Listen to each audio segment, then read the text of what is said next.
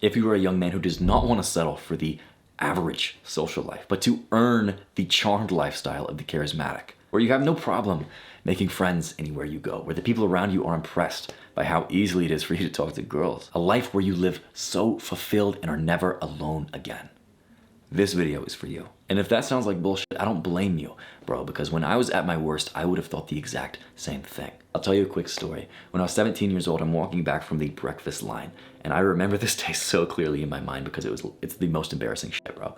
But I'm walking back from the breakfast line with my half-frozen OJ, and I look at the exact same table that I sit at every single day, and I'm thinking, is she new?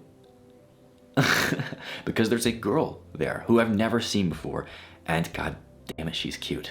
She's a little bit alternative, but not too alternative, you know, just my type. And as I'm walking towards my seat before I sit down, my brain is just hounding me about what am I gonna say? What am I gonna do? Should I say something to her? No, you couldn't do that. You're way too awkward for that. Girls like her just don't like girls like you. You could never. You were going to embarrass yourself. My brain was my worst enemy, feeding me bullshit all the time, and I just believed it. So what did I do? I sat down right in front of her, and I saw she was looking at me when I was sitting down, but I immediately glanced away. I looked down at my phone, I ate my breakfast, and I played phone games for 20 minutes, and I didn't say a word, bro. Because I believed everything that my mind had told me, that I was a piece of shit, that I was going to die alone, and I didn't deserve to talk to this girl. And in this period of my life, I would have thought this video was bullshit. But the crazy thing is, 6 months later, I'm 18 now, in college, and I'm walking out of Western religion class. I didn't pay an ounce of attention in that class because I was too busy flirting with Carrie for the entire class period. And now I'm walking out with her. On the way out, I get her phone number and I go ahead and shoot her a text. And I feel on top of the world, not just because I flirted with that girl, but because maybe this makes me a bad person. But I felt kind of good because I knew that I kind of made another girl in that class a little bit jealous, because now she was hitting up my phone. And on top of that, my friends that I just made that week were hitting me up trying to get dinner with me. I felt on top of the world. For the first time in my life, I felt known. And it's in this moment that I had this realization, oh shit, I could have been living like this entire time if I had just learned a few things. If this video would have found me at 17, I wouldn't have believed it. But that's exactly when I would have needed it. Because I went through years of pain before that moment that could have been avoided. It's not that you weren't born charismatic. It's not that you were born to be unpopular or unlikable. You just haven't learned a high enough level of charisma yet. And people don't tell you this because it doesn't fit into the top 8 signs that she wants to kiss you titles, right? It's not sexy. But this is the truth, that all charisma is a series of habits that you learn. And once you learn them, you start to live your dream charismatic lifestyle. And you get hit with this oh shit moment of, damn, I could have been doing this the entire time. I want to get you to that point by teaching you each of these habits in order in this video. But for us to get there, I need 2 things from you. 1, attention. I'm not holding anything back because this is going to be a full guide to charisma, meaning it's going to be long. We're going to talk about friendships. We're going to talk about success. We're going to talk about dating. I'm literally giving you the blueprint I use for my mentorship clients. Let me phrase that in a different way. What I'm about to show you, people pay me hundreds of dollars a month for. And I'm giving it to you for free. This shit will change your life, but you cannot be half-minded. You can't be scrolling down to the YouTube comments, looking at the suggested videos. Best thing you can do is take out a pen, pencil, take fucking notes. Because if you give this video your full attention, you're going to know the exact step-by-step plan to become romantic, socially, personally, magnetic. The second thing you need for this video to change you is to lower your ego. When I first wanted to start living this top-tier social life, I couldn't, because it felt cringe for me to try and learn how to make friends, to look up how to talk to girls. It felt like I should already know this, but the fact is, these are real skills, and most people don't bother to learn them, but those who do are miles ahead of every other person. Because here's the insider secret, bro. Anyone who's actually charismatic has taken the time to practice. Meaning movie stars, political leaders, everyone that you look up to has learned and practiced the skill of charisma. But everyone wants to seem like they were just born that way because it makes them look better. I'll be the first person to tell you I wasn't.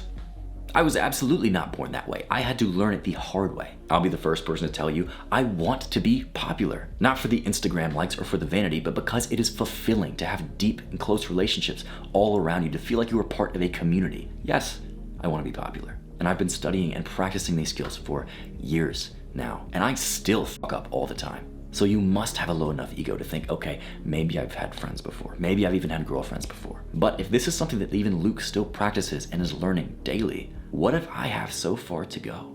Not meaning that you are shit right now, but meaning if you are level 7, there is level 50 out there, and the rewards of that life are waiting for you to achieve that. So if you can give me those two things, your attention and a low ego, I can guide you to that life. If you don't already know me, my name is Luke Grenoble, and this is not an ordinary YouTube channel, bro. You found yourself among a gang of like-minded young men no longer settling for the monotony and depression of living a life with average social skills. If that sounds like something you want to be a part of, you can hit subscribe right now. My promise to my mentorship clients is either a new friend group or going on dates within 30 days. And by the end of this video, you are going to know exactly how we make that happen. All right, so let's hop into this Dollar Tree ass PC setup. All right, bro. So this is the mentorship skill tree that I have. This is the exact thing that I use to mentor my clients with. I never intended this to be shown to you. Actually, this is the document that I use for myself. But basically, I've created skill trees for my clients to go through and to level up each part of their life. So there are 3 different skill trees we can talk about. It's dating, charisma, and the success skill tree. And you need to level up parts of each of these, right? You can't get to the very top of the charisma skill tree without developing parts of success, without developing parts of dating. You can't become incredibly successful or have an incredible relationship, right, if you don't first understand first impressions or happiness skills. So it's something that you level up each part of. And to a degree, you can rush a skill tree too, right? Like you can try and climb up the charisma skill tree as fast as possible or the dating skill tree as fast as possible, but you have to get these base things and these others down first. And you see pain and pleasure on the sides here. So this refers to the different periods that I catch my clients in, right? So if someone is already pretty good at social life and they've gone on dates with a few girls and they're already pretty happy, they have their life set up figured out, they're probably going to be more in the pleasure area, right? Where we're not talking about first impressions, but we're going to be talking about assertiveness. We're going to talk about leadership, persuasion, creating your dream lifestyle with your partner, advanced goal setting. And the way that I talk to this person is going to be different because they think differently, right? So whenever you're doing this on your own, the way that you motivate and talk to yourself needs to be different. So if you are in these later stages, you're probably thinking more like, how can I create the best relationship ever? How can I not have that ball and chain relationship? Rather than thinking, it hurts every night because I don't have a girlfriend. Right. That is people in the pain section. The people who are struggling to make friend groups, people who struggle to make good first impressions, they think more like, my life sucks, right? I'm afraid that I'm going to die alone. That kind of shit. That is how they're thinking. So you have to enter their brain to a degree, and you have to enter your own brain and catch yourself and motivate yourself in different ways, depending on if you're in the pain section of this or the seeking pleasure section from this, because that's how human beings work. Either at any time, we're either avoiding pain or seeking pleasure. These are just some notes for myself down here. Like I said, I never intended this to actually be on YouTube. But right here, I will talk about this progress keys. So if anyone is having a difficult time, if you're having a difficult time progressing through any of these, it's because of 3 things. One of 3 things. It's either your limiting beliefs, your negative thinking, or your environment. With limiting beliefs, it's more so you have some belief that's not true to reality. You're thinking, I could never be the kind of guy who blank. Or it's impossible to blank. Is it really impossible to date girls, bro? Probably not. Is it really true that you could never get a girlfriend just because you are you? No, absolutely fucking not. But when you believe this in the back of your mind, not in your conscious thought, but in your unconscious, right? It's impossible for you to take actions outside of that. With negative thinking, this is just you constantly bogging yourself down with negative thoughts. If you constantly think, I could never do that, or it probably won't work out anyway, you're never going to fucking try. So we have to turn those around. Lastly is your environment. Is your environment set up to do the habits that you actually want to do or not? Because it's great to have willpower, right? It's fantastic to have willpower. But if you don't have the correct environment, your willpower isn't going to matter. If you have junk food in the house, you're probably going to eat it. If I had junk food in the house, bro, and I feel like my willpower is a pretty high level by now, if I have junk food in the house, I'm eating that shit. Like, the best thing that you can do is set up your environment to not have to use your willpower in the first place. So we have these 3 skill trees that we can start at. And also, if you click on any one of these, like let's say I want to learn more about creating my dream lifestyle. it takes you to a Notion page where I link all of the resources that I give for my clients. And I have stuff in here that are like YouTube videos, right? I have things that are PDFs that like actual therapists use for their clients too, right? I'm basically giving away fucking everything, bro. If you want to know all the exact resources and things that I use, that I give to my clients, that I used myself when I was going through this skill tree on my own, right? They're going to be linked here, and I'm for only 3 easy payments of $9.99. Nah, bro, I'm just gonna I'll just send this to your email for free. It'll be the first link in the description if you want it. Bro, I actually can't believe I'm just like giving this shit away. It's actually crazy to me. I spent a long time making this. Okay, first thing that we can talk about is mental health, right? This is where I tend to start with all of my clients, no matter how far they are up, even if they are in this pleasure state, right? I still start with mental health, because what happens, as you can see, I put a little pipe here for me to remember that mental health unlocks flow. The better your mental health is, the faster you're going to flow up these trees, because I have had mentorship clients that come on and are like, their mental health is trash. So it takes a really long time for them to master first impressions, for them to get non-situational confidence. But as soon as we work on these base habits, what I found out for myself and my clients, because this is how I know the skill tree, this is how I map the skill tree out. It's not just bullshit, bro. It's because I went through it myself, right? That's how I know all this shit. And what I figured out is mental health is the backbone of absolutely everything. The faster that you master the skills in mental health, the faster you unlock this flow. It's like you make this pipe wider. And when you do that, the faster you level up every other part of life, right? If you're having anxious thoughts all day long, it's going to be really hard for you to get outside and actually talk to people. As soon as you master that, shit's cake. So first we'll talk about mental health. We'll go to the Notion page because I don't have all the steps for mental health listed out here. So the very first thing that we talk about is getting out of a rut, because if people are in the worst of the worst state, right, they're going to be in a rut. Really good people for this are like Charlie Morgan, Alex Becker, Better Ideas has a really good one about how to make your life into a video game. And of course, the 7 Habits of Highly Effective People. I'll also go over some of my book recommendations in this video. Fuck it. But basically, when you want to become a charismatic person, the very first thing you have to focus on is getting out of whatever rut it is that you're in. Because if you're having a shit time in life and it feels like you just can't make progress no matter what, it's because mentally, somehow you're holding yourself back in a rut. So we get over that by understanding some truths of life, right? We start unfucking your life to a degree where you're no longer doing the bad habits that are keeping you mindless. You're no longer doom scrolling. You're no longer abusing drugs or alcohol or whatever thing that's holding you back, bro. We really dive in and look at that. You have to look at, what is it that's making me mindless right now? What is it that's really making it so that I can't focus? What is it that's making me not motivated? Next, we talk about developing self-respect. For this, we look at some hard truths of life. We look at ourselves in the mirror and think, okay, shit. It might not be my fault that I'm in the place that I'm in. Maybe I had a bad upbringing. Maybe I had like someone hit me with a car or whatever it is. Like, you can't control that shit, but it is my responsibility to get out of it. That is the biggest thing for developing self-respect, is understanding it's your responsibility. So basically, you have to look yourself in the mirror and deal with those hard truths. You have to look at yourself and say, what is wrong with me? Not from a perspective of I'm going to hate on myself, but from the perspective of, once I know, I am going to fix it. I deserve to fix it. That's going to be a big one, bro, is feeling like you actually deserve the self-respect. Because once you respect yourself, other people are going to start to respect you. It doesn't work the other way around. You don't get respect from other people and then feel respected. You have to first respect yourself. Once you develop that, basic mindset training is the next thing. So for here, we do stuff like write your own creed, which is all of the principles in life that you go by. As soon as you write out your principles, you're no longer putting your self-worth in other people's hands. You're putting your self-worth instead on the fact of, am I living up to the man that I want to be?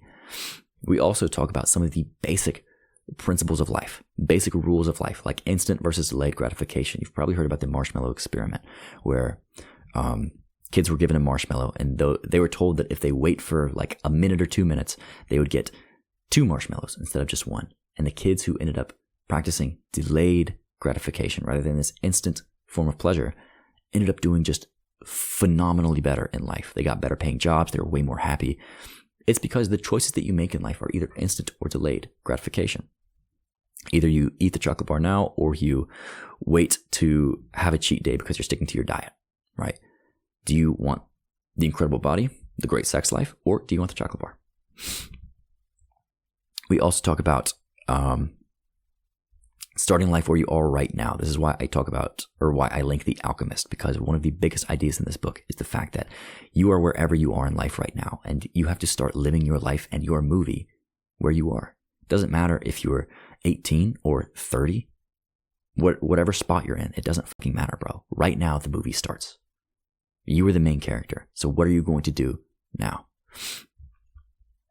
So those are some basic mindsets to adopt, and we go over a lot more stuff than that. This is going to be such a surface level view of everything, right? This is going to be a full guide, but I can't spend hours, because this guide would take me actually days to complete if I were to go over every single bullet point.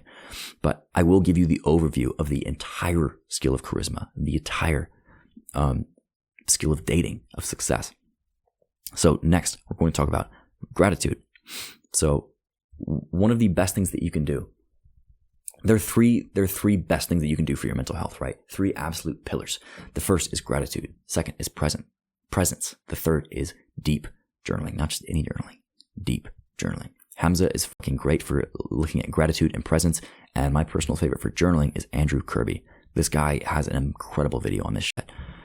So gratitude, this helps people who struggle with anxiety a lot. This was me, bro. I struggled hella with anxiety and didn't even realize it for years. So with gratitude, what you're doing is you're training your brain. And I tell you this all the time, that your brain is incredibly malleable, and I fucking mean it. What I mean is that you change the structure of your brain when you start to think differently. Whenever you start purposefully pointing out the things that you're grateful for in your day, you start to make this part of your brain bigger. And it's easier for you to think positive thoughts, because right now, if you've been thinking negative thoughts all of your life, the negative thinking part of your brain is really big and you use it a lot. But as soon as you start training yourself and developing yourself to start thinking positively, the whole world opens up to you. It's like you're no longer bogged down by these negative beliefs. Remember, one of the keys to making progress is killing negative thinking. Just simply gratitude journaling. Starting that habit is the first step. We're going to talk more about developing positivity later, but developing gratitude is the first step. The next thing that we can talk about is developing presence, because this is a huge skill, especially for people who are struggling with depression, because one of the reasons that people are depressed or sad or aren't happy with their life is because they aren't actually living it, right? Studies show that people mind wander for about 50% of their waking hours, meaning they're not focused on the present task. And when they're not focused in the present, they're either reliving the past, which is like depressing as fuck. Just probably negative thoughts, right? It's not fun reliving the past. Or they're thinking about the future, being anxious as fuck about it. And people aren't happy when they're mind wandering, right? It's usually not positive mind wandering. It's really negative mind wandering. So starting to develop the skill of presence is going to enable you to not only become more focused as a person, which is going to make all of your life better, but also makes you happier, right? It makes you feel like you're actually living your life rather than just watching it go by on a screen. The last skill in mental health is journaling. This one's huge, deep journaling. So this is the ability to look at yourself and use Socratic reasoning. What this means is asking why over and over and over again. This is exactly how Socrates found out some huge freaking truths of life, bro. It's just by asking why. Because whenever you're able to get deep, we get to this thing that's called the root cause. So if you're thinking, I'm unhappy, don't just stop there. Why? Well, I'm not living the life that I want to live. Okay, that's a little better. Why? Why am I not living the life I want to live? Well, I don't feel like I can live the life that I want to live. Why? Because I was never supported as a kid to make me believe that. Okay, damn, that's deep. Now that's deep. There's a root cause. Because when you can understand that, you can ask yourself rationally, does this belief make sense for me to still carry? Just because I was treated some way in childhood, does that mean that I have to stay that way as an adult, even if I don't want to? No, of course not, bro. But whenever you're able to have these realizations, these clicks, it's like you're able to just start taking action again. You're able to, it's like this roadblock that you've been struggling with for years is just gone. It's because you're changing your limiting beliefs and your negative thinking. Another great way to do this is writing letters to yourself in the future. This is a great way to understand what you want out of life and to keep yourself accountable. So that is mental health. And with that, everything else is going to start to flow easier. So what's he going to go into next, bro? We got charisma, dating, success. Let's go charisma, bro. Let's go charisma. So let's go right up the middle. So the first thing that we can talk about with creating a charismatic lifestyle is first impressions. And with clients who start pretty low off, first impressions is not pretty low off. I'll say people who haven't developed their charisma yet. The first thing we focus on is first impressions, right? It's how do you actually make a good first impression? And if people aren't used to making first impressions, it's probably because they aren't they're really closed off right now. So the first step to opening up, the very first thing I like to do is have people go on walks, right? So what we do on these walks is we're not just going on walks to be outside or for the mental health practice, even though that helps. We go on walks to start to practice first impressions, which means eye contact, bro. And if you probably think that your eye contact's pretty good, bro, I'm telling you, even I still fuck up eye contact. Even I'm still struggling with this. And I've been practicing this shit for years, bro, years. So have some humility and think maybe I do have some ways to go if I haven't practiced this, like specifically practiced eye contact for hours at a time or studied that shit. Maybe my eye contact could be improved. It probably can, bro. So what you can do is you can go on walks and just start making eye contact with every person that you pass. And this is going to be easy because these are going to be like old people walking their dogs, right? These aren't going to be the intimidating gym girlies. But just start making eye contact. And once you get comfortable with that, give a smile, a nod, and you're going to start to realize that it's not scary just to be seen anymore, right? A lot of people who are still in this first stage have a fear of just being seen, of being perceived. But when you get used to it, when you get used to giving a smile and then seeing people smile back, people are receptive to you. Not only does like a lot of just negative mindsets that you have about the outside world and people just vanish, but you get pretty good at making eye contact with people. And then you start to level up because you start going out to coffee shops and doing this. You start going to, if you go to class, you start making eye contact with people in classes, right? At your job. People that you actually know, you're able to hold a conversation with and give off these markers of trust, right? Your body language becomes more open. You start making eye contact so people actually fucking trust you, right? Because it's not that you're weird. It's not that you are odd. If you struggle with first impressions, it's just that you aren't giving off you're not giving off markers of trust. So the next thing that we can talk about after first impressions is non-situational confidence. And this is huge because even if you don't think that you're a confident guy, you probably are in some respects, right? Maybe you had a job at one point and you got really good at that job after working there for like a few months. You were pretty confident in doing that job. Maybe you're like washing dishes or something. You're pretty good at it. If someone were to say, wash this dish, you'd be like, okay, fine, yeah. The thing is, we're developing non-situational confidence, which is this innate feeling that no matter what happens, you are going to handle it. That is non-situational confidence. And we do this by putting yourself in uncomfortable situations again and again. So we're basically leveling up first impressions by just going out to more people that you perceive as more quote unquote scary, more intimidating. And when you do this and when you start developing confidence in other things too, like maybe you go cliff jumping one time and to you that's scary, but you do it anyway. As soon as you start to develop this responsive feeling of getting this thought that I'm scared, but then the next thought is, but I'm going to do it anyway, then you start developing non-situational confidence because you start experiencing more of life. You start thinking, yeah, maybe I am scared, but I can handle it. Next, we get into the fun shit. This is where we start to branch out, right? The very first thing that I usually talk about with non-situational confidence is body language, because it's the thing that's going to affect the rest of your charisma the most. This has a domino effect on everything else. The biggest thing thinking about body language is alpha gorilla posture, right? How does the alpha gorilla sit? And I know that's cringe, bro. I know it's cringe to think about like alpha male type of shit, but the fact is that the body language that they give off it makes sense, right? In our evolutionary brains. Like Olivia Fox-Cabane talks about this in the Charisma Myth. This is where I got it from. But how the alpha gorilla sits is like he splays out, bro. He doesn't care if he's taking up space. He doesn't care if he puts his arm over the couch or he bumps someone. He doesn't care, bro. He feels like the space, he owns the space.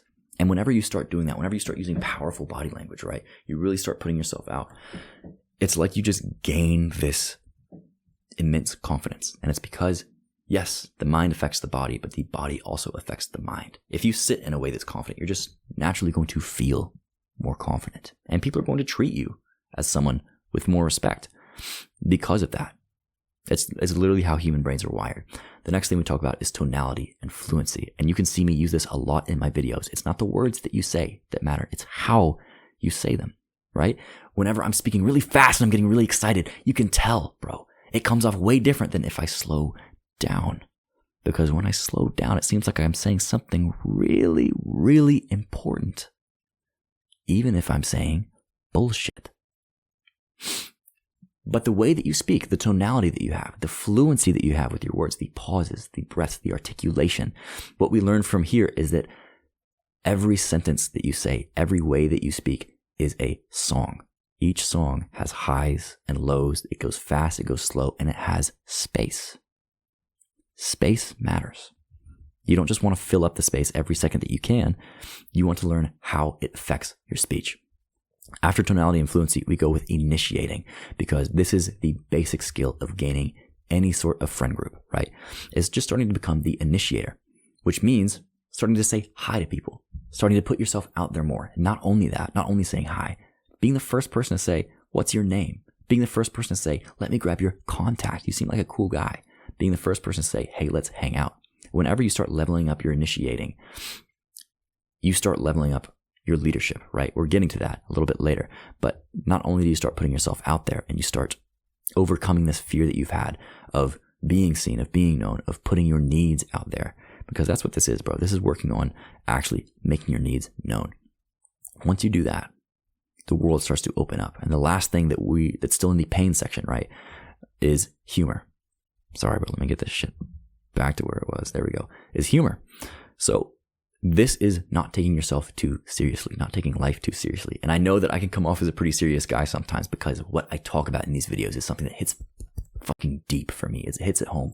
But for the most part, if you see me in daily life, bro, I'm smiling all the time. I'm joking around. I'm goofing and gaffing with my friends because it's the best way to live, to be honest. When you master the skill of humor, when you understand the different types of humor and you understand your type of humor and you're okay giving that off too, right?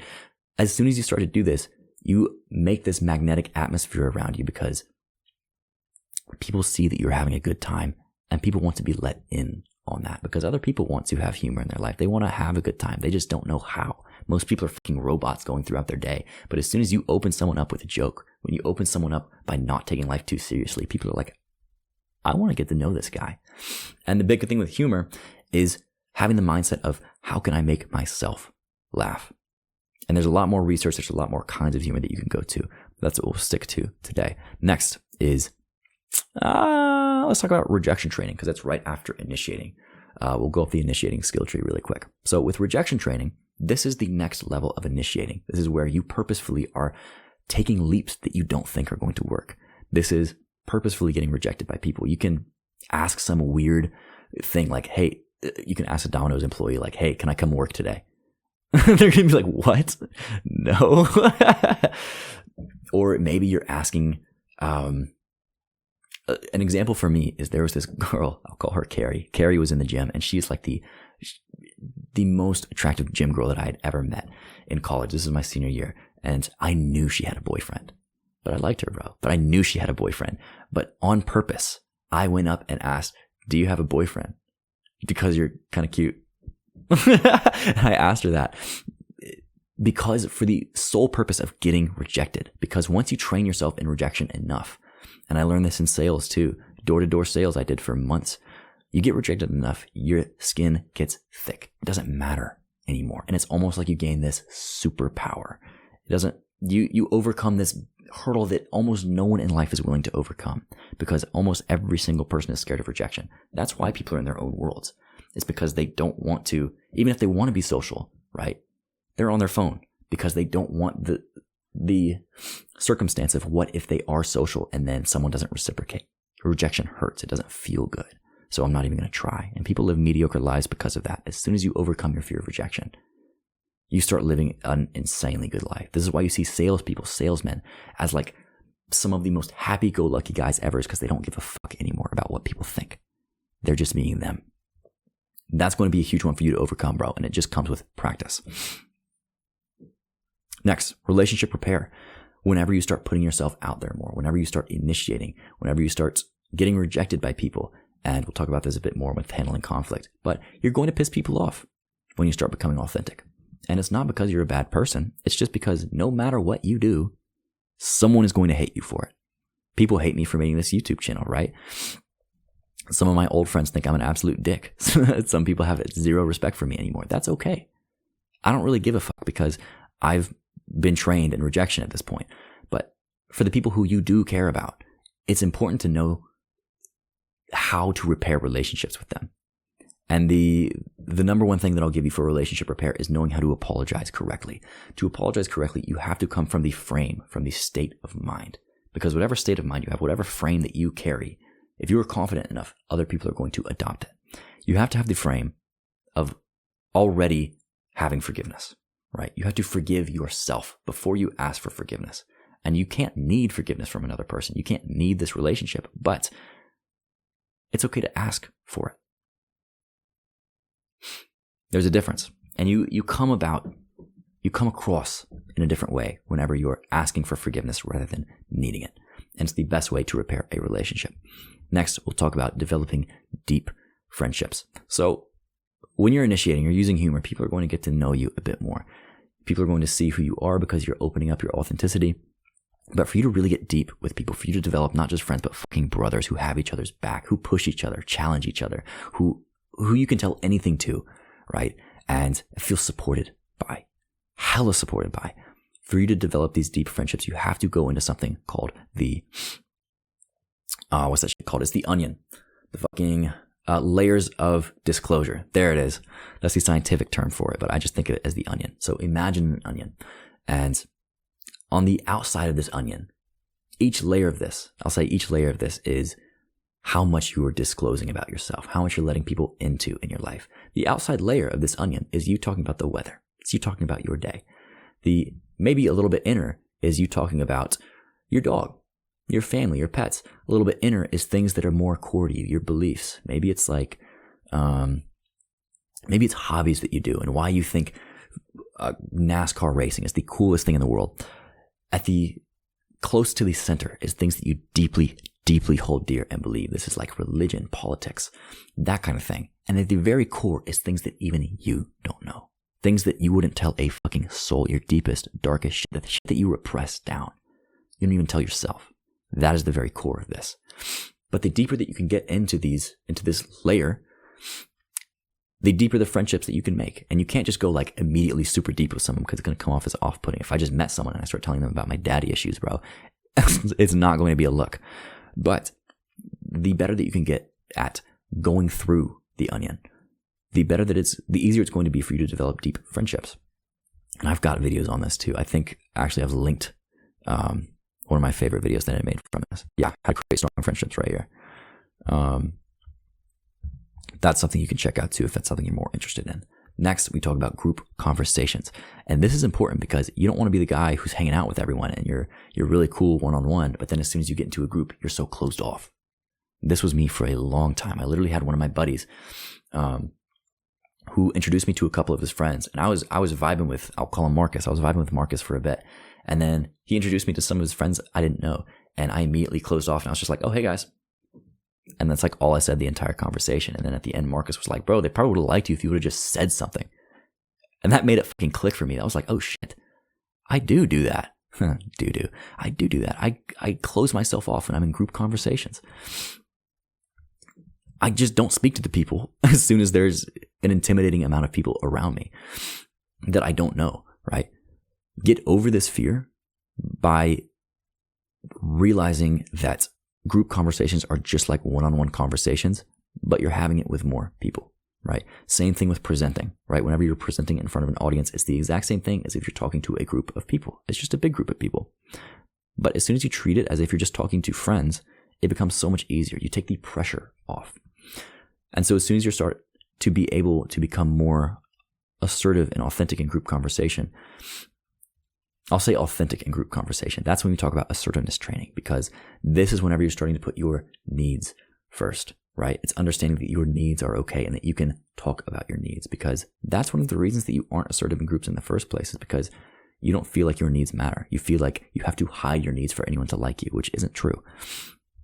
So with assertiveness training, we talk about how to actually say what the fuck you want whenever you're in groups of people, how to say what the fuck you want when you're just one-on-one too, how to actually get the relationships that you want out of life by asking for them. There's a lot of mental work that you have to do with this. Let's see what resources I put here. I think I have something from Newell of Knowledge on this guy. Yeah, how to be more assertive, how to speak powerfully, and then also my video on unlocking social dominance. Those are great for this. Next, handling conflict. As soon as you start being more authentic and putting your needs first, because you have to, because everyone else is putting their needs first, bro. You're going to get fucking trampled on if you don't. Once you learn to do that, there's going to be conflict. Again, for the exact same reason that you need a relationship repair. Shut the fuck up. For handling conflict is the exact same reason that you need relationship repair. Because once you start putting yourself first, putting yourself out there, you're going to piss people off. How do you handle it when that happens? How do you handle group conflict, maybe when it's not even you who's pissing people off?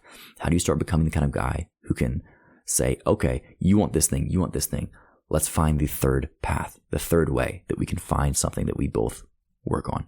So this is basically just having a human understanding of yourself and of other people, wants and needs, and basically getting a really good perspective of the other person's point of view. That is the best way to handle conflict, because when you understand another person, you can understand what it is they really want, which isn't always what they say they want. Next is leadership. As soon as you start developing deep friendships and you start becoming assertive, those are the two things, the influence and being assertive, that basically leads you to become naturally in a position of leadership. People are going to start to look to you because you're close to them, you're influential, and also you are putting your needs first. You're putting the needs of other people first too, right? Because that's part of being assertive, right? It's not just caring about your needs. It's about caring for the needs of other people. And this comes through in leadership 100%.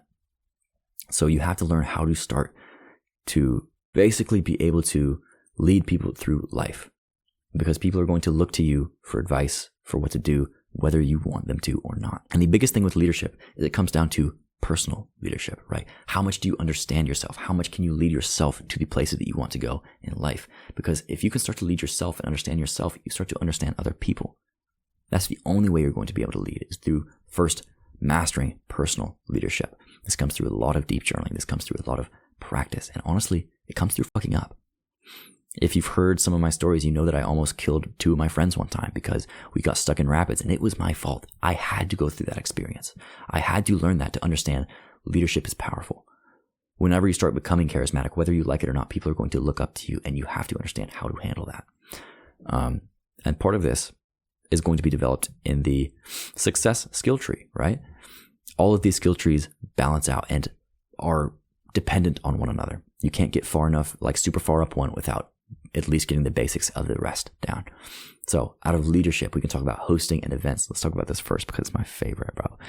We don't throw parties. You and me, we don't throw parties. We throw events, once in a lifetime opportunities that if you miss it, it's gone.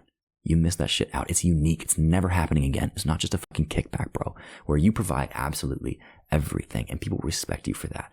This is what an event is. And this is how you create incredible influence and friend groups. And I've never heard anyone talk about throwing parties and hosting in the way that made sense to me. So I basically made my own shit up. On this, I give you an example of my lifestyle, how I actually throw events, what it looks like. Let's see if this loads. Yeah, let's go. I show you some of the aftermath on this guy. And then here I literally have a video going over exactly how I throw the best events and how I make hosting unforgettable for me and for every single person who comes. This is a way that you develop incredible, immense respect with the people around you, because basically you are giving to them. You are giving the gift of your time, actually thinking of really fun, cool things to do. You're giving drinks, you're giving food. Everything is you giving to these other people. That is how you make incredible friendships. Next is managing circles, because once you start to become a leader, you're going to start to be in many different social circles, right? How do you manage your time in each of them? How do you manage each of the circles themselves whenever conflict comes up, right? How do you lead people through that? A lot of this is just developing more advanced leadership skills and time management too, right? Priority management. Next, we could talk about persuasion, because as a leader, you have to persuade people of things, and you can never persuade people of something they don't actually want to do. But if some of the group wants to go here and another part of the group wants to go here, you have to either persuade people, let's go to one of these, or let's find a path in between. So the ways that you can, there's so much we can get into with persuasion, but the biggest thing that I will say is you have to understand from the other person's point of view, what do they want, and how can you give them that? How can you frame your request, what you want them to do, in a way that makes sense for them? Because again, you can never get someone to do something they don't want to do. How can you make it so they want to do it? Next, let's talk about creating new friend groups. So with most of charisma, with most things in all of life, people don't create new friend groups. They find their way into friend groups that are already formed, right? That form from circumstance, because you go to the same classes together, because you're in the same volleyball club, whatever it is. People tend to just find their way into friend groups and meander into them, even if they're not the friend groups they actually want. But one of the highest skills you can get is creating new friend groups. At this point, because you are a master at initiating, you are able to develop deep friendships, you're able to lead people. You can take the people that you want from different areas of your life and start to put them together, right? To create the dream friend groups that you want. And this is an incredibly powerful skill as soon as you start to move to different places, right? If you've ever moved to a new city, maybe you moved to college and you didn't know anyone. This is such a handy skill to have, because you're able to take people from different parts of life, no matter where you are, make friends and create the friend group that you want. And a lot of this has to do with creating friend groups around values that you all share. It's a lot. You can look into stuff with like cult creation, right? With group creation. Anything that talks about how to develop groups of people is great for developing friend groups as well, right? Having standard things that you all do together, being based on core values that you share. One of the coolest, maybe I'll add this in here for creating new friend groups, but one of the coolest ways that, I have all my friend group videos here, but not, because I could never find videos on how to make actual friend groups, like new friend groups from people online. Like, it just hasn't been done yet. But one of the greatest examples of this that I've seen is like Dead Poet Society, right? If you've ever seen that movie, you know that they're not just a club, right? They have actual fucking outings, bro. They go out and do shit together. That's basically a fucking cult, but they're so close. They're brothers because of that. Highly recommend watching that movie. The last thing we'll talk about is publicity and high charisma training, because when you're at this point, bro, when you're creating new friend groups, when you're leading people, you're persuading, you're handling conflict, you're assertive, at this point, you're not really much of a person anymore as much as you are a figure to people. It's almost like you're on this different level, right? And this is kind of what I talk about when I'm talking about being a social celebrity. It's like people see you a bit as a legend more than a person. And this comes with pros and cons, right? You have incredible influence, and that's great, because if you know truths about life and you're really good with people, right, you can understand how to best lead people. And there are two things that come from this, right? One, you're adored. A lot of people really look up to you and really, really like you. The second thing is you are envied. Some people are going to be really envious of you and dislike you because of that. What we talk about in publicity and high charisma training is how to deal with both of those things. How do you lead people in a way that doesn't lead them to make mistakes that you could if you were being haphazard as a leader? How do you make sure that the people that you do need to like you or you do want to like you aren't envious of you?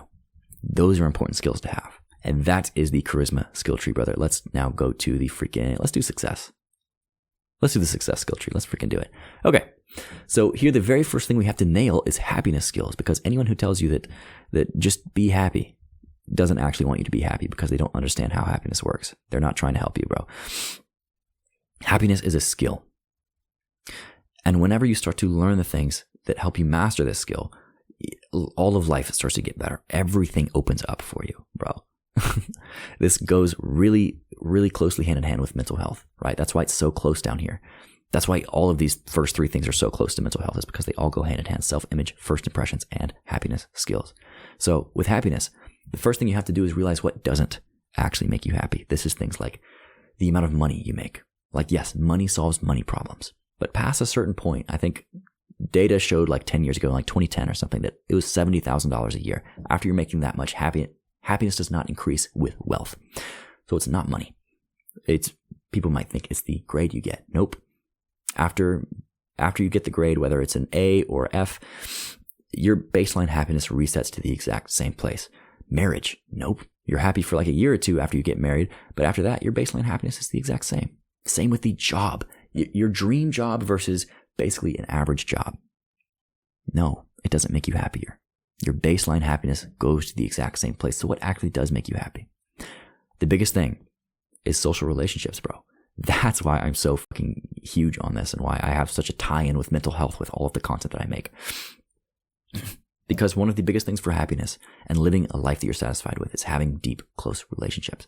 Another thing is developing gratitude, presence, right? That's part of mental health. Having time freedom throughout your day, not feeling like you're rushed all the time, just having time to basically sit and be. These are all huge. And developing positivity and gratitude to a whole nother level than you've ever been at before, bro. These are things that are really going to make happiness pop in your life. And who doesn't want to be more fucking happy, bro? The biggest thing for this is, one, Man's Search for Meaning by Viktor Frankl. It basically tells you how to understand the meaning of life and the meaning of your life. Because I'll let you in on a secret, bro. There is no one big meaning of life. The meaning of life is for you to find your meaning to life, your purpose. And then the Science of Wellbeing course by Yale. Dude, absolutely fast track to happiness is if you take that course. It takes you like a couple hours, just do it in a couple sittings, and you will be way better off because of it. The next thing we can talk about is life setup, right? What this is actually understanding what it is that you want out of life. And there's a really good video in here by, let me see what this guy's name is. Bill Burnett. So 5 steps to defining the life that you want. It basically walks you through how to actually define what you really want to get out of life. Because when you know that, the rest of your life tends to fall in place. Because if you don't know what you want out of life, you're going to fucking drift. This is people who are stuck in ruts for years. It's because they don't know what they want out of life. They don't have the motivation to actually understand what they want out of life, because they're too busy sinking their time into video games, into drugs, weed, alcohol, bro. But once you understand life setup, you don't want to go back to your vices because you have something to strive for again. And it's more so understanding what you want to, one, get and give to life than it is understanding some specific job or specific relationship that you want. Next, after life setup, this kind of goes in 3 directions. The first is the mentality track. The second is the career track / like standard success track. And then the third is health. So let's start with the health track first.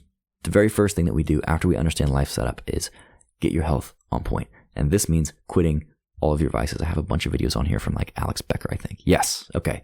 So depending on what you need or whatever client I'm working with, I'll send them one of these. So if they're really struggling with alcohol, boom. Video games, boom. I'll get some people who are a bit more advanced, try quitting caffeine, see how it feels. And I still drink caffeine on occasion, but I have 1 cup of half decaf coffee a day, and that's it, bro. Because honestly, it's way better to be as natural as you possibly can, to achieve as much of the natural high as you possibly can. The next thing is exercise, bro.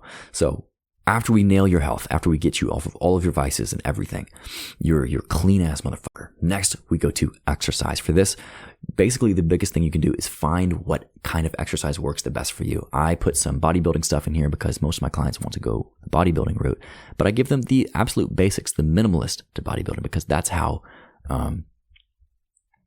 you really start, bro. That's how you start with getting exercise in. And the biggest reason that we're starting to exercise isn't because we want to build the perfect body. It's because, again, this is something that literally changes how your brain works. If there was a pill that you could take that made you better at sex, more attractive, more focused, able to do better in your career, more social, would you take that pill, bro? How much would you fucking pay for that pill? A lot.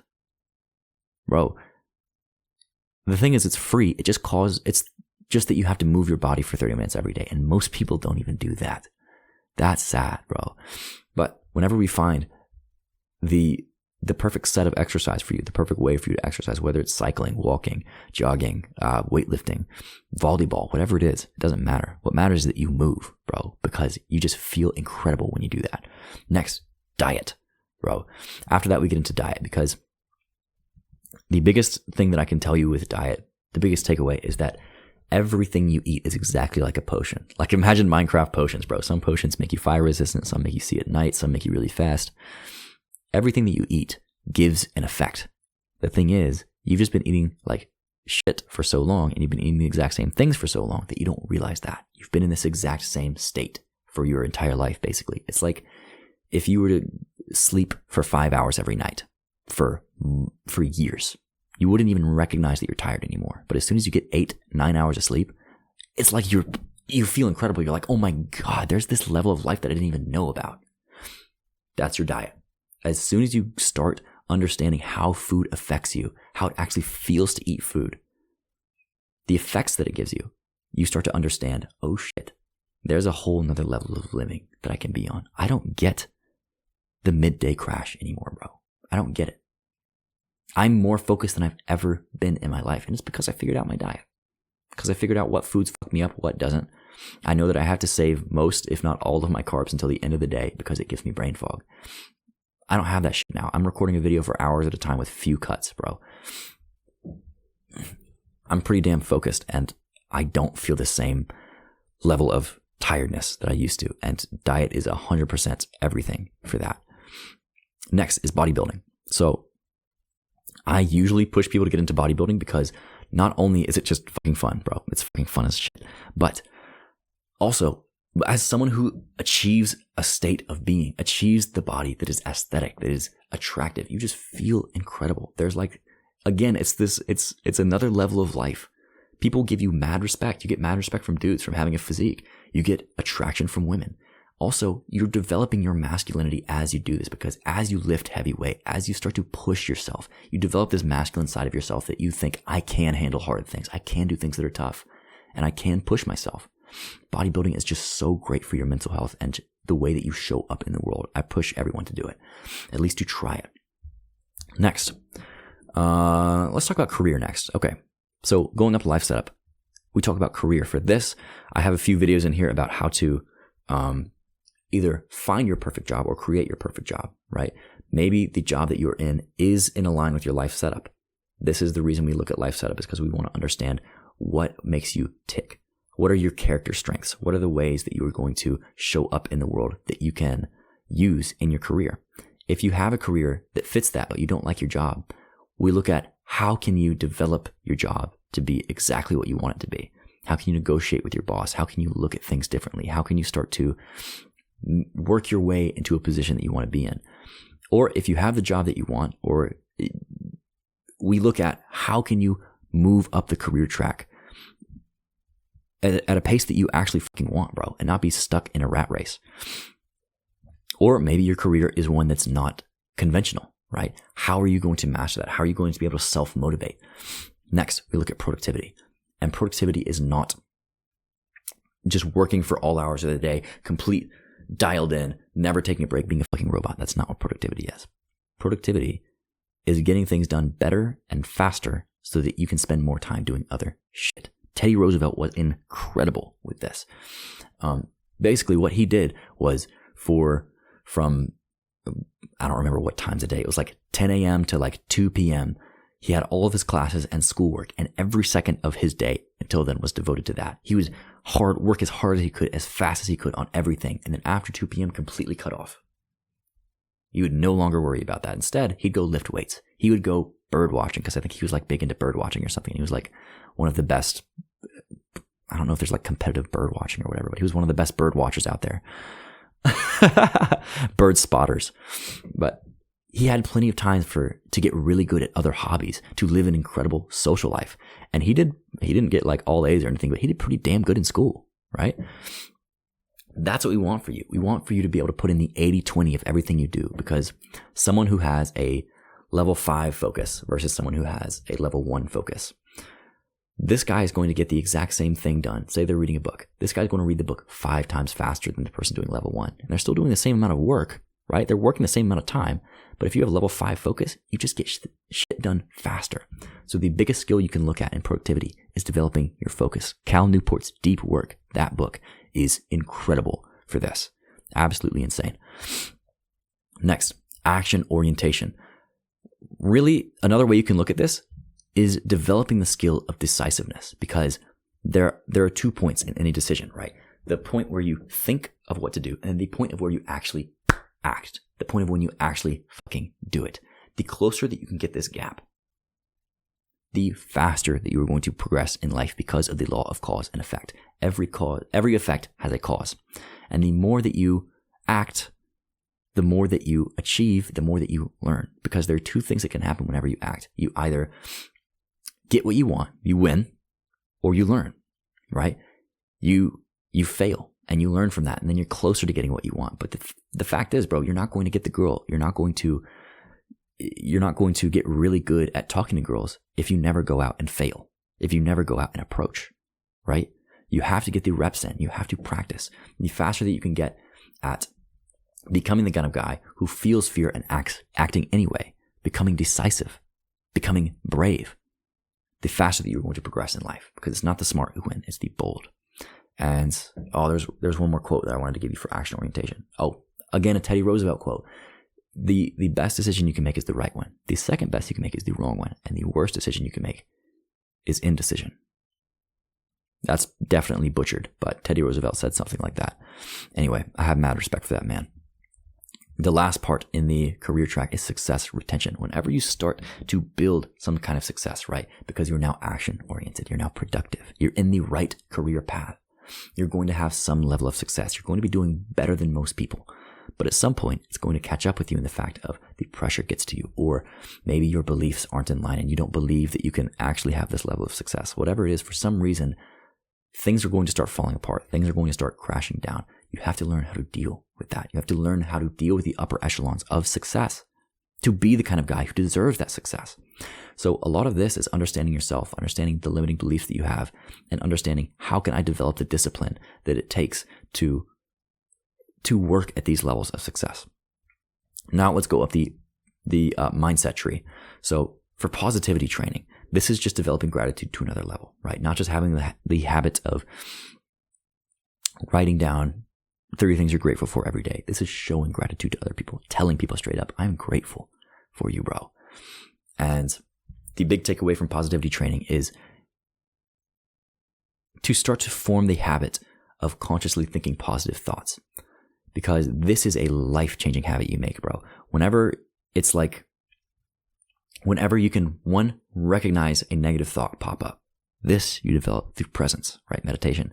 But 2, you consciously put the opposite positive thought in your mind. You can do this by developing gratitude. You do this enough times and it becomes a habit, meaning you naturally start to do it. And there's a chapter in the book Psycho-Cybernetics, which goes over this. And basically, imagine how much easier life gets if every time that you start to think a negative thought, you don't even consciously think to make it positive. Just your brain naturally comes up with, oh, here's a better thought. And then that's the thought that you replace in your brain, because you can never control your first thought, but you can control your second and your third and your fourth and your fifth. That is what positivity training does. And again, this is living on a whole new level. You no longer overthink when you master positivity training, bro. Think about how incredible that is. You no longer overthink anything because of positivity training. This is huge. Next, mindset development. Here we talk about 3 big mindsets that you can take away that just let you live the life that you want to live. The very first is, why not me? If someone else has done it, why the fuck not me? If someone else has made $1 million, why can't I do it? If someone else has become a YouTuber, why the fuck not me? Because the fact is, bro, that there aren't people out there who have achieved these huge successes that are all smarter than you. And don't get me wrong, some people are really smart, but there are people out there dumber than you who have done really great things. It's not genetics. It's not being smart, bro. The fact is they either have more time in whatever they're doing. Say, use the example of YouTube, right? If you want to become a YouTuber and you see me and you're like, I could never be like Luke, or I could never be like this person who's really good at YouTube, like Ali Abdul, right? He's got like 5 million or some shit, but you're like, I could never be that kind of a guy. The only thing that Ali Abdul has that you don't is either more time in the game. He's been doing this for like over a decade now, or he knows one thing that you don't. Maybe he just knows the skill of video creation. Just learn it, bro. That's the only thing stopping you from that. Genuinely believing that mindset is going to allow you to think, okay, what if? Which leads us to the next mindset, which is, what can I get away with? When you start reframing the world around you instead of to, what could I do? What will the world allow me to? What can I get away with? You start living life on the edge, bro. You start living life like you never have before. You start literally seeing what you can get away with. What if I could get away with talking to that girl right now? What if I could get away with starting a band in 30 days, right? When you start thinking about the possibility, your brain starts coming up with reasons why. Your brain starts coming up with reasons how too, right? If I want to start a band in 30 days, well, maybe I can make a flyer. Maybe I could start posting stuff around town. Maybe I could post stuff on Instagram. Maybe I could actually do this. The very last mindset is, how can I do better? Because whenever you think this every single day, you start to naturally improve. You find the ways. Basically, what we're doing when we give you these mindsets, when we ingrain this into you till it's second nature, is we prime your brain for ways to come up with the answer, right? When you think of what can I get away with, you think of, okay, what are the things that I could do? When you think of how can I do better, you think your brain naturally starts to find the ways, okay, maybe I could do this one thing better. I could improve this little thing or do this little thing. And this is how you become really fucking good at anything, bro. It's not by getting to a certain level and believing that you're the fucking dog, right? Like, I've studied charisma for years now. I've practiced charisma. I've embarrassed myself in so many situations for years. And I still think I'm level like 5 out of 100 because I know that as soon as I put a cap on myself, I will be capped. But as long as I am a lifelong learner, as long as you keep thinking there is so far for me to go, you're going to find the new lessons to learn. That is what I want for you. So that is mindset development. Next is advanced goal setting. So here we talk about how do you set goals that are actually fucking huge? And then how do you achieve them? And it's not fucking SMART goals, bro. Like, yes, there is some validity to setting a SMART goal, SMART, the acronym. But the real thing is, how do you set goals that are fucking huge? Because the competition for goals that are mediocre, for the mediocre job, for the mediocre life are easy, right? I mean, they seem easy to people, quote unquote, but in reality, they have the most competition because other people think they're easy. Other people are like, I don't have to work as hard for this. But when you set the goal to become a famous rapper, a famous actor, a musician, something, right? You set a huge goal that people kind of laugh at you for having, right? The competition is much less because other people are afraid to set goals that big. And the fact is, when you set this goal, your mind will start to find reasons for you to achieve it. So here we talk about, I think I recommend The Magic of Thinking Big by David Schwartz, which is a phenomenal book. It's one of the most influential books I've ever read in my life. But we also talk a bit about creating huge amounts of discipline, because that's the only way you're going to be able to achieve these big things is by having higher discipline than other people. And the thing about discipline is, the more of it that you have, the more happy of a life that you live. So don't think that it's like by being disciplined and by having this huge amount of discipline, you're just going to act out life like a robot. No, it means that you're going to act and delay gratification to a point where you start living an incredible life that you're so proud and happy of. The last thing is psycho-cybernetics. And you may have heard me mention this earlier. It's a fantastic book, but the entire realm of psycho-cybernetics, the thought field of it, is the fact that our unconscious mind controls 90% of our actions, like 98% of our actions, bro. You don't think about how to pick up a coffee cup. You don't think exactly how to speak whenever you're speaking. You're not consciously thinking of every word, right? It just kind of flows. It comes. That's your unconscious, bro. You don't really think whenever you see the girl that you want to talk to, that you want to walk up to, or the guy that you want to be friends with. You don't really think, oh, I'm going to go talk to him, or no, I'm not going to go talk to him. Your unconscious mind decides for you, oh, not going to do that because I'm too intimidated. I'd make a fool of myself if I get rejected. Your unconscious mind decides that. The study of psychocybernetics is how to get your unconscious mind on your side. And you do that basically by setting the goal with your conscious mind, by the 10% of your brain that is actually also really powerful, but it's the goal setter, right? Your conscious mind sets the goal, your unconscious mind achieves it. So if you are able to set the goal and think with your conscious mind, what exactly do I want? And you're able to repeat this in your brain with visualization and affirmation. This is the top level of success. This is why top level athletes always visualize winning. It's why they have affirmations, bro. Even though they're cheesy, the most successful people in the world do them. Because that's the only way that you perform ecstasies, right? Shedding your skin, becoming a brand new person. That's what an ecstasy is. It's why it seems like I change personality, why I feel like I become a completely different person every 3 to 6 months. It's because I am practicing this. I'm performing ecstasies. I'm becoming a brand new person over and over again because I need to become a different person to achieve what I want to achieve. The Luke that makes 10 friends in a day is different than the Luke who makes 10 grand a month, right? And it doesn't mean that 10 grand a month Luke can't make 10 friends in a day. Actually, he's really good at that because he's already mastered that skill set. But he has to master different skill sets and have different focuses now.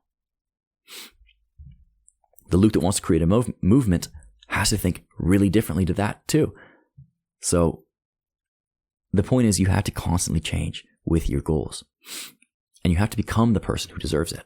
You have to become he who can. Because you never, that's the last thing I'll talk about in success, is that you never go to achieve a goal, right? You never actually achieve a goal. You achieve a character. You become the kind of person who that goal is deserved for, right? I'm not going to go out and make hella friends if I don't deserve to make hella friends, by acting like the person who brings value to other people, by acting like the person who is really sociable and talkative and gets to know people and cares about them. That's the only way that I can make that happen, is if I become that person. And I'll tell you, I was not that person when I started down here. When I was down here, bro, when I was down here, I was not that person. But I became that person by working my way up this skill tree. Next, we're going to talk about dating.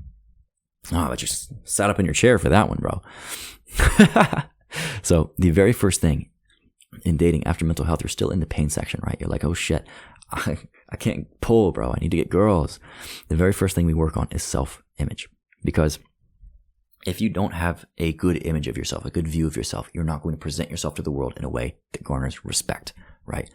So this is also like, again, these trees all play on each other. You have to have a good self-image if you want to start being assertive, if you want to start taking action, be action-orientated, right? You have to develop your self-image. So with this, we look at a lot of deep journaling. We look at, what exactly do you believe about yourself? Why is it that you believe that you only fit into one quote-unquote league, bro? I'm telling you, for charismatic people, the concept of leagues does not apply. And when you develop your self-image, you start to genuinely believe that. So after doing a lot of deep journaling, after understanding who is it that I actually want to become, and how do I become him, you start to develop the self-image of someone who's fucking capable. And that is what women look for most in a guy. Is this someone who is capable? So once you have that, let's talk about intention next, right? So with intention, this is understanding what it is that you want out of your dating life, because you're going to treat people differently. You're going to treat girls differently if you want to find girls who are friends versus girls who you want to date. Because the friend zone is a very real thing, my friend. You have to treat girls differently. You have to understand, what is your intention with women? What is your intention? Do you want to just understand yourself? Do you want to date people for the first time? Do you want to get into a committed relationship? And how do you show that intention? How are you authentic with that intention? And basically, this is just opening yourself up more with practice and being vulnerable. The key to this, the key to everything, bro, in social skills and dating life is vulnerability. Grab some water. It's a longie, bro.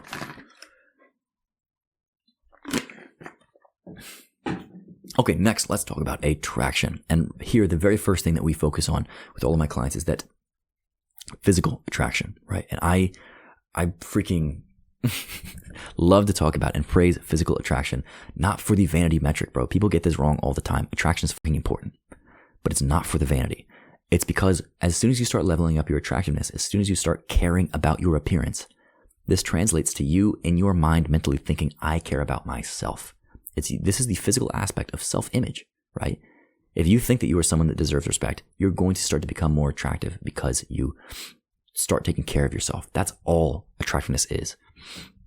It's taking care of yourself, practicing self-care. So this looks like eating in a way that your acne disappears. You no longer have blemishes because you were taking care of your diet. This looks like finding a haircut that suits you because you care about your appearance, bro. You care about how people perceive you. You're no longer living in this state of like, oh, I don't give a fuck. I don't give a fuck when you actually do. When you actually do care about what other people think, because of course you do, bro. So what hair suits your face shape? How are you going to get down to a body fat percentage that looks fucking sick? Because you're now taking care of your body, right? Attraction is just self-care. So here we talk about how to get haircuts the right way, because there is a right way. We talk about what a skincare routine, how it is to care for your skin, to care for what you eat, right? Your diet. We talk a lot about that in physical attractiveness because that is a lot of it, right?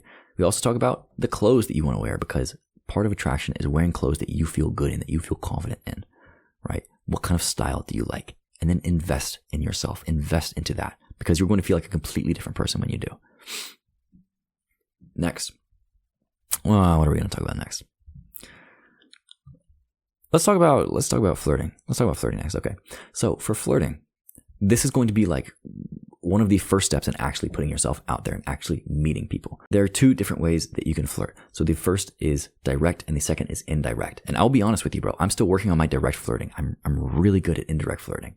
I've gotten pretty damn good over the years because it's basically all that I've practiced. But because of my anxiety, and I've realized this recently, I've started working to basically uncover and unravel and undo all of my anxiety over the past 2 years, because I've realized that I've been an anxious person all my life and didn't even know it. So direct flirting was never my bag until recently. And I have a story for you too, but let's talk about indirect flirting first. So this is the shit that came pretty easy to me. This is not necessarily making your feelings 100% known, but being playful. The key to indirect flirting is push and pull. What this means is you're developing sexual tension with a girl. And the key to sexual tension is not being 100%, right?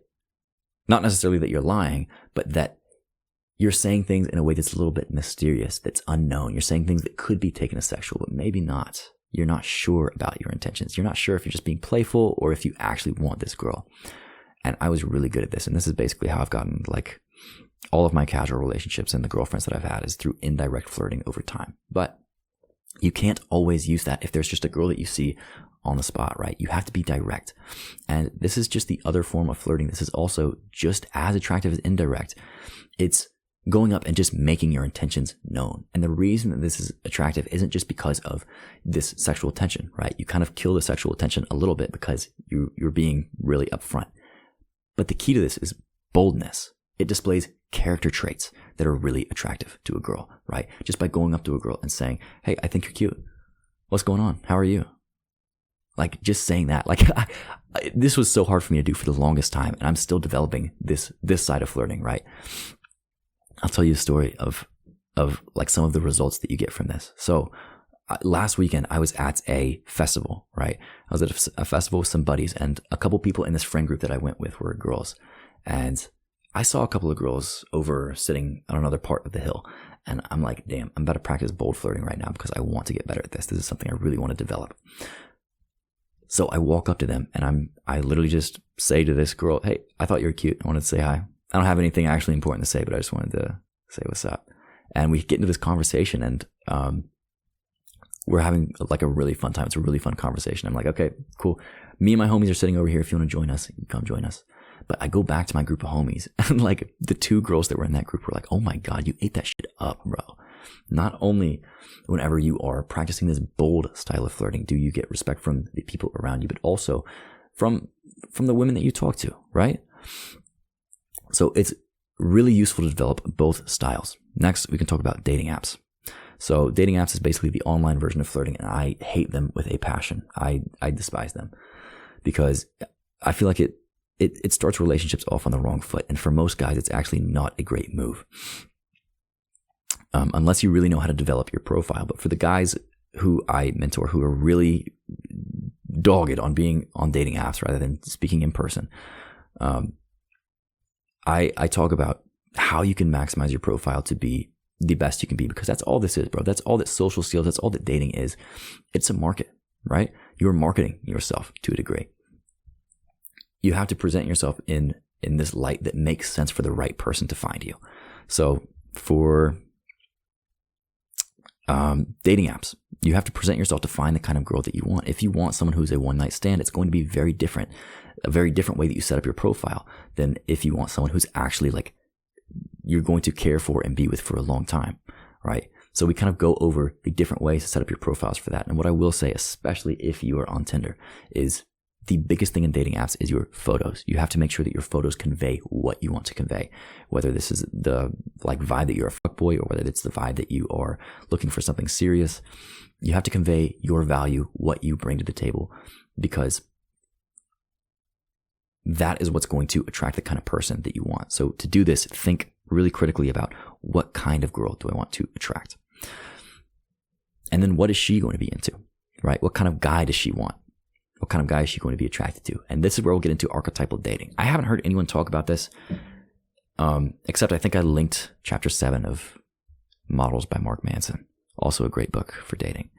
Yeah, I don't think I've heard anyone talk about this except for me, but archetypal dating is basically the fact that you are going to do so much better in whatever dating market you want to be in if you focus directly on one market. If you hone in exactly on what kind of archetype of girl you want to attract, right? Where are these girls hanging out? What do they look like? What do they like to do? Because whenever you focus on this, you start to develop yourself into that archetype as well. This is why people say they have quote unquote types. Like, he's not my type, or he's exactly my type. It's because they fit into this archetype of a person, right? You could be like, it's a very different aesthetic if you're going for well-polished businessman type of look versus skater indie boy, right? The well-polished businessman doesn't wear holes in his jeans. Indie boys probably wear like Vans and shit, and they're outside all the time going to concerts and whatnot. But you have to decide what kind of girl that you want, like what type she fits into and what is her type.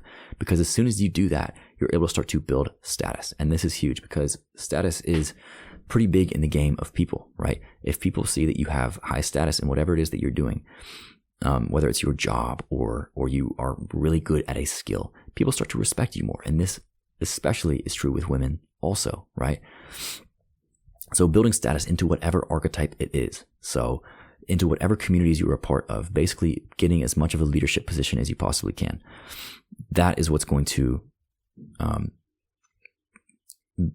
hone the best into whatever archetype that you are in. Next, we can talk about, let's talk about going out next. It's up here. So this stems from intention, because you are only going to be able to go out to the right places and understand where you want to meet the women that you want to meet whenever you understand what intention you have with women. So here we talk about what kinds of places can you go out to meet the kind of girls that you want. How can you set up your nights out with the boys so that you are being a social lead, right? So that you are giving to other people. How can we go out alone, right? How can we develop that sense of inner confidence that we can just go out and speak to strangers? It doesn't matter. We make friends wherever we go. A lot of this is knowing what you want and being unafraid to go out and find it. Being unafraid with your intention too. So that's why intention comes first, is because you have to really develop this rock solid confidence that you want what you want and you're going to go out and find it. So that's something we can develop. Next, let's talk about romance and sex, because this is important. Anyone who tells you this is not a skill, bro, does not want you to level up your sex life or your romance life. And these two things go in hand. So the very first thing that you can do is, one, this sounds kind of cringe, but do research on like the human anatomy, the body, for sex at least, right? The best book, the only book you really need to read, because you don't want to do too much research with this, or else you just fall into the trap of reading and not acting. But The Guide to Getting It On by Paul Gonads. The Guide to Getting It On is a book that I read in my sex class in college. You heard that right. I took a sex class in college. You should have seen the exam. You read that one book, you learn so much about anatomy, about how the body works, and it just gives you this sense of confidence that you're like, oh my God, okay, I get it. It clicks for you. Other than that, get all of the information that you learn about sex and understanding romance through practice, right? Through actually practice. Don't read about it. Go fucking do it. So what we talk about here is understanding, how can I go in for the first kiss? How can I escalate? How do I know if it's the right time to escalate? How do I know when to stop, right? How do I know when to take things to the next level, when to get sexual? This is all part of the broad category of romance and sex. And really the best thing that you can understand is cues, right? What are the cues that she's giving you? And how can you make yourself known and overcome these fears? Because the biggest thing that people are getting held back with whenever it comes to romance and sex is the fear of showing the sexual side of themselves, because they've been pressed down since they're fucking kids to never show the side of themselves that likes sex or is sexual. And that's not healthy, bro, because everyone has this side, and the more you repress it, the harder it's going to be for you to actually get what you want out of life. So next, let's talk about first dates next. So here I go over with my clients, like, how do you make a first date that's memorable? How do you stand out from other people? How do you make sure that you get second dates? How do you have an amazing time on a date and not feel like it's a fucking interview, right? The biggest tip I can give you for this is people do not like people and get to know people based off of how much time they've spent together. They base it off of experiences. So the best thing that you can do on a very first date is to get as many experiences in as you possibly can, especially experiences where you're doing some task together. So this could look like going out for coffee first or drinks, right? And then maybe going to the park after. It's a different scenario, different scene. Maybe going to a movie, maybe going to axe throwing. That one's especially good because you're doing something together, right? The more experiences you get in the very first date, the closer it's going to feel like you are, because you've been through more things together, rather than just spending 2 hours in a coffee shop like, so what's your favorite color? You know what I mean? Like, that's not the first date that you want. So get in as many experiences as you possibly can. And it's going to feel like you are closer, and you're going to fucking knock it out of the park. Also, the biggest thing here is, again, being vulnerable and authentic. Because when you understand how to polarize, how to get girls that actually fucking not just like you, but love you. So with second dates plus, what our main focus is going to be on is understanding the person that we are taking on dates, right? How are we going to make these dates tailored to them and us so that we're both having an amazing time? The biggest thing that you can do whenever you are seeing a person consistently is actually listen and understand what things they want to be doing, what things they like, what things they vibe with. Because when you do that, you start doing shit that you actually like both want to do, right? You kind of meet in the middle with this. If she mentions going to the lake and you're like, fuck yeah, let's go to the lake, dude, that's going to be a great date just because you understand what she wants. So how can you personalize this so that all of the experiences that you have together are ones that you are both fucking loving? Second dates plus, the huge key there is personalization. Next, let's talk about casual dating before we get into committal. So with casual dating, this is going to be seeing people casually. And believe what you want, bro. I get flack for dating people casually, but I've had better casual relationships, more fulfilling and happy casual relationships than I've had with people that I've been committed with, right? Because just because you were casual doesn't mean that it's going to be a train wreck of a relationship. It doesn't mean it has to be just a one night stand. You can still have a lot of feelings for each other. You can still care a lot for each other and not love each other and not feel this need for commitment, right? The way that you decide whether you want to be in a committed relationship versus a casual relationship, it's a lot of what period of life that you're in, what you can handle, right? What you're willing to literally commit to, but also it's about maximizing your happiness, right? If you're able to maximize your happiness the most with one person, your happiness and their happiness too, do that, bro. Absolutely, 100% go for it. But if you're able to give the most happiness to other people and to yourself by being in multiple relationships, do that. There's no one way to have a relationship. The question is, does it work? Because I've seen plenty of people who are in these old ball and chain relationships. Oh my God. I see more people who shouldn't be in relationships that should, honestly. Like, I've been in much better casual relationships than most people are committed. The only thing with casual dating, the number one rule is you have to be so honest, so upfront with people. Never lie. Never fucking play around with this shit, because that is how you get feelings hurt, yours and other people's, right? That's how you start drama. So anytime you're casually dating. Be 100% straight up. So for committal dating, this casual dating kind of ends there because you can't really form these deep relationships. At some point, you do want to committal date, right? At some point, you do want to have just one person that you see because you're able to actually form a much deeper relationship. And this is where the huge life gains come from. So committal dating is very different. Here, our main focus is going to be on choosing the right partner because yes, you do grow in relationships and create the relationship that is actually fulfilling and amazing. You both kind of grow and change together, but the best predictor of if a relationship is going to work in the first place is if you choose the right person. And what this comes down to is choosing someone with your similar values and a similar personality type. Because out of all the factors that have come down to people dating each other, studies have shown that the best relationships come simply from similarity. People who are similar to one another. So choosing the right person in the fact that they are similar to you in these ways, in your values, beliefs, and personality traits is going to be the biggest thing with committal dating. Once you do that, we can talk about how to actually set up a relationship you want to be in. That comes with setting boundaries, right? This is the key to having a good relationship. This is how you actually grow in a relationship, is by being very upfront with your boundaries. The best time to set boundaries is at the very front, the very start of a relationship. So if you don't want your girl to go out looking like a slut, say that, bro. Be very upfront and honest with it because you're going to find if the girl is right for you or not. And if that's something you don't care about it, bro. Don't set that boundary. It doesn't matter. But the thing is, when you start setting boundaries, she's also going to start setting boundaries back. And this is a good thing because you understand what each other needs out of the relationship. The best time that you can do this is at the very front, like I said, but as you go along in the relationship, you're going to discover new things about yourself and your partner.